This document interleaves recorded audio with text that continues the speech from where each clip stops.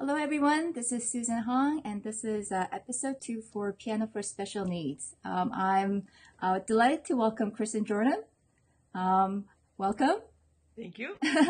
Kristin couldn't have known that singing at the hospital bed of her grandfather at age 4 would lead to a career in music therapy and teaching. I think it's just wonderful that you were able to kind of follow through and at such a young age. She holds music therapy and therapeutic recreation degrees from New York University. She's a certified music therapist and a neurologic music therapist at Advantage Music Therapy. And I believe you're currently practicing in Denver, Colorado. Yes. And then she works with children as well as adults with a neurological disorder and intellectual disabilities such as autism spectrum disorders, Down syndrome, and others. I hope I kind of cover everything, right, Kristin? Thank you. Yeah, that's fine. So thanks for joining us, and I'm kind of delighted that we're able to kind of discuss kind of general topics that comes about in our group. What can you tell us about what is music therapy? Yeah, I would like to quote a rather new book by Barbara Wheeler, who is an esteemed professor in music therapy, and it's called Music Therapy Handbook, but it gives a more understandable definition of music therapy in the beginning. So I'm quoting her beginning paragraph. Music therapy helps people to develop skills, adapt behavior, and overcome obstacles in their lives. Music therapists use different kinds of musical experiences, including improvising, performing, composing, and listening, along with talking about people's experiences to meet clients' needs by utilizing the unique relationship between the client, the music, and the therapist. So sometimes we get the response of saying, well, music therapy, that's just for emotional, isn't it? And it covers a wide range of applications. Wow. Yeah. So what can you tell us about type of questions that we get in our Facebook group? Sometimes like I said, the terminology which kind of comes about all the time, making the student the first right person, and then it's not Down syndrome student. You have to always kind of respect the student, and then say student with Down syndrome and so forth. You shouldn't define them. I think you've always kind of mentioned that, and I've learned throughout last year that I have to be kinder, and then understand that terminology really impacts how we perceive our students. Yes, it is from kindness and respect.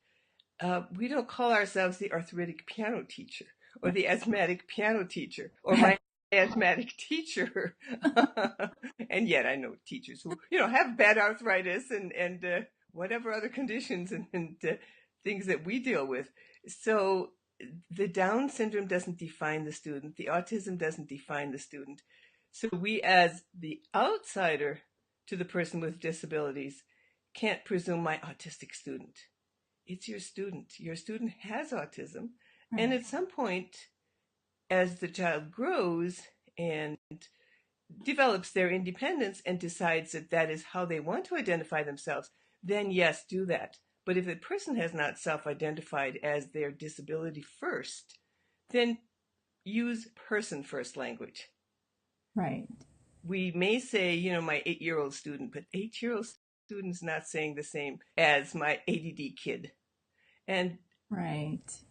I think it's just education. I don't think many teachers or others kind of say that out of being mean to the student. I don't think they just understand like as a proper terminology or how we should approach describing our students.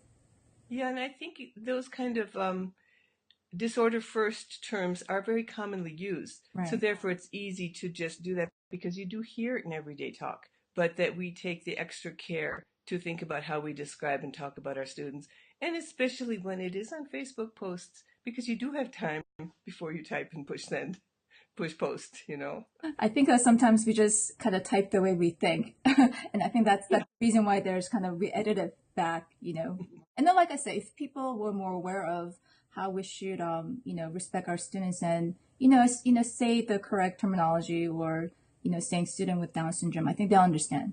Like last year that we've had our Facebook open, I think that's like the biggest thing that I learned, because you hear from even parents, describing their, children that way. So you think that it's do. okay. But like I said, this is education, and this is Yep. why we do these type of chats, and then educating other people that's out there. Yeah, So the major organizations like the ARC and the Autism Support Networks, that is their line, person first, unless the individual says otherwise. So, right. and you can ask the students.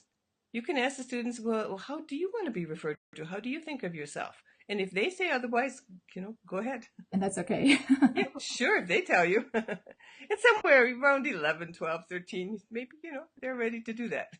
Okay, got you. I think that's nice to know. I think a lot of times we get posts like, a teacher suspecting, that there might be a Yeah. disability, but Hmm. parents have not shared. And then, Yeah. what kind of steps do you think should, one teacher go about, when you're faced with things like that?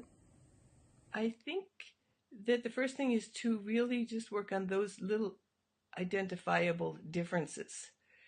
It is way beyond us to diagnose and to suggest disorders that we may know some about. We may have our own kids have disorders.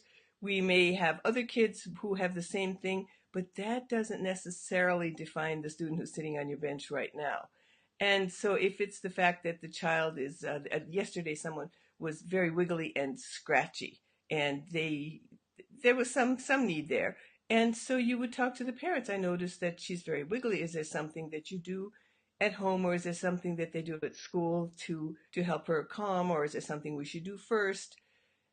The parents may not always know, but rather than say, well, I think your child has, and then put a label down, talk about the particular thing that really is um, coming in the way of your teaching. Not that it's just different from other kids, but something that is impeding that child in learning.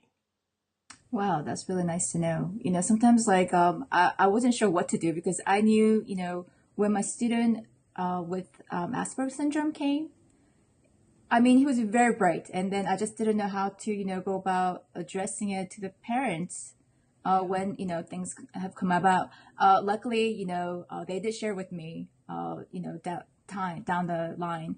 And then I was very thankful because then I was like, oh, okay, now I could research a little bit more on it. What can we do on it?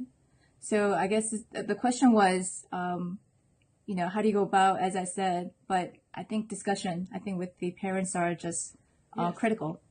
Yeah, and gentle discussions and talking really just about the specific thing that you have observed that applies to your piano lessons. Okay, Yeah. nice. Let's see. So I think the biggest question that I think we sometimes have is, what kind of method books do the music therapists use? I mean, this come Mhm. about so many times, and I'm so, curious about it. Can you tell us maybe a couple of things that you use in your studio as far as method Yes. books or things that we could, help us? Yeah. I wasn't prepared with my stack of books, so I can't quote Oh, all okay. all the titles. But as far as method books, music therapists use all the method books everybody else does, and sometimes music therapists do what piano teachers do too, and use what they were taught with until they begin to explore and find other What's possibilities. the biggest? And we share these questions with each other sometimes. So you're basically saying that we use what everybody else uses, but you just approach it in different ways? Yes, because books that I wouldn't want to use, and I'm not going to talk negatively about some very standard series. Right. I know people who very successfully use them. So I think that it is how you use what you use and how you are willing to adapt. If you are the teacher who turns the page, who reads every little printed item and totally follows the instructions in a well-developed pedagogical method, but but a teacher who doesn't put themselves into it and really see what that child needs at the moment and what they could move on to, but rather just stays with the page, that's going to be difficult, regardless of the method. Right. But if you can see that we need to be parallel in this particular concept, and then go to another method or back and forth. So it's really important to know a lot of methods, to know your Alfred Premier, your Piano Town, the Faber series. series, Right. the Helen Marley's, and I don't have all the titles really quickly running off my tongue here, You know, but if to our, know that there are advantages and there are some really good things in each of those books, and it doesn't necessarily mean front to cover to cover in one particular method. It right. takes work. It takes a lot of Um, planning, and it takes a lot of time, creativity, and being brave. right. Is there any like a particular maybe? I know that with my student with Down syndrome, Natalia, that recently the color notes and then adding the alpha notes in there has worked wonderfully. Is there any maybe some tips for as a particular Yeah. students? They're often, color can often work real well. It depends on the individual. I've had kids who I've offered color to, and they have said no. And it surprised me, but I will give them options. And I will do, as our new member yesterday said, to make several copies of a piece and then allow them different experiments as to how they want to color. Some students want to highlight, in the beginning books, highlight all the stems on the left hand, one color, highlight all the stems on the right hand, the other color. Others want to highlight just around the note heads. Right. Others will highlight from line to line so you get a zigzag type of pattern of, from note to note so that you see what's going up, what's going down. And so you have to allow them to discover what works well for them. And so the kind of note heads that you have done with the Mary Had a Little Lamb and that's a really, really good beginning. Okay, great. And especially if you're using the rainbow color note guide or using felt or foam on the keys that use those colors. So yeah, color can work very well, and it takes a little experimentation to see how it works for one student. What would you say to some of the teachers? Because I know the capability of certain students, and then I think the question that I'm asking is, they think that using color notes is somewhat we're, not giving their full potential, and I always get like little, I guess, taken back because I think whatever works best for the student, I think it's a great way to challenge yourself to kind of help them. I mean, is using the color notes a bad thing? This is using a color is using a support. It's not a crutch. Are we back? Yes, I think so. Color, yes, we're fine. Color using color notes is a support that's needed or that can be helpful at that time. It's something that you can phase out over time, and that is what music therapists do in many different types of techniques, where we use music to support a movement or to support the phase of growth that we're working with, and then you remove the music so that it can function on its the function can operate on its own without the support of music. So a student a couple of days ago was reading a two parts duet with me, where it is in unison, 5-finger pattern in the primo part, without any color, any drawing, or any assistance on it. Now that's many years of piano lessons, but that is what your long-term goal is, so that a person can pick up a sheet of music just like you want any other piano student to be able to do, and be able to read it and figure out what the music is and see if they like it or not. Okay, got So you. color is something you use for a certain period of time, and you'll get a sense of when you can phase it out. Yeah, I would like the audience to know that it's not a bad thing because sometimes there's a bad connotation of, putting letter names or, Yeah. color notes. I want everyone to understand that whatever makes, I think, the student happy and then you see, the brightness in them when they could play. I think I want, everyone to know that that's how it is. Letter names is different than colors.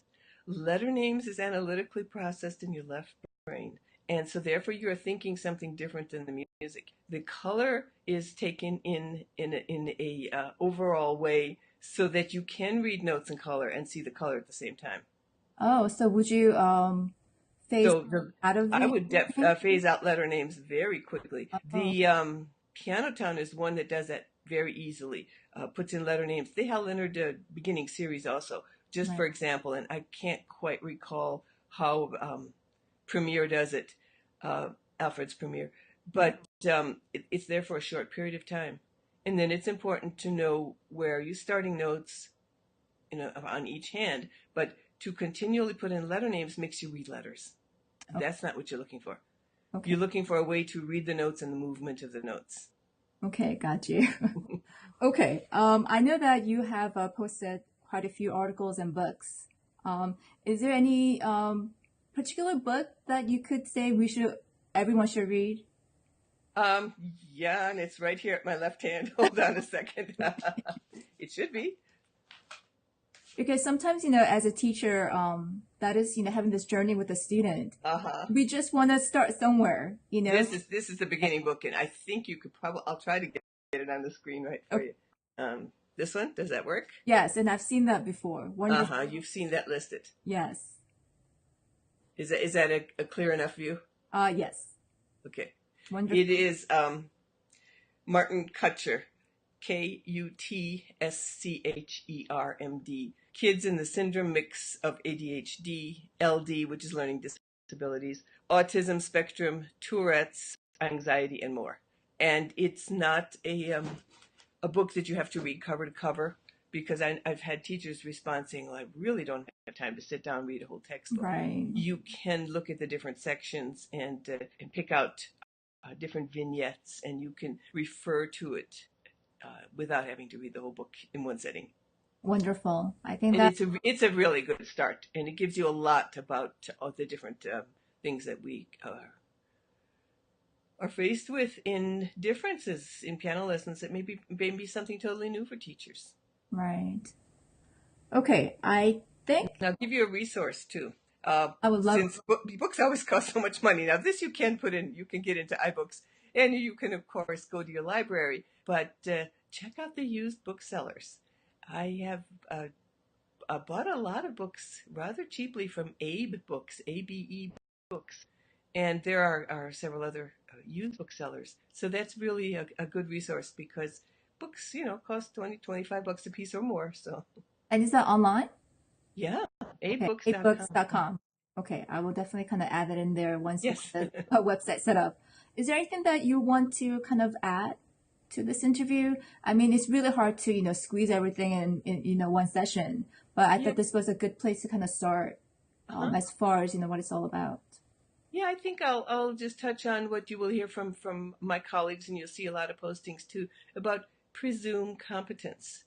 Because you see a student that looks, quotes, slow, or doesn't learn at the same pace as your last 10 students are doing, that doesn't mean they don't have competence. And presume the competence that you don't think you see there.